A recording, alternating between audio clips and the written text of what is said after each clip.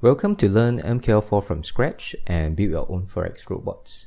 This course is designed as a practical course for traders to learn MQL4 so that they can build and backtest their own Forex robots. My name is Charlie. I've been trading US stocks, Forex and stock options for more than 10 years. After learning MQL4 and developing my own Forex robots, I quit my full-time job and decided to be a full-time Forex trader and investment educator instead. When I decided to learn ways to computerize my Forex backtesting, the journey took me 3 months of self-learning and navigating through the complex jargon of MQL4 websites.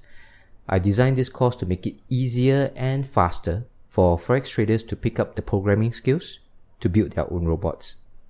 At the end of this course, you will be able to build, customize, and backtest your own indicators and Forex robots. The course is designed so that it is easy for someone without programming knowledge to pick up. It walks you through programming step by step by first developing a script, followed by your own indicator, and finally your own Forex robot.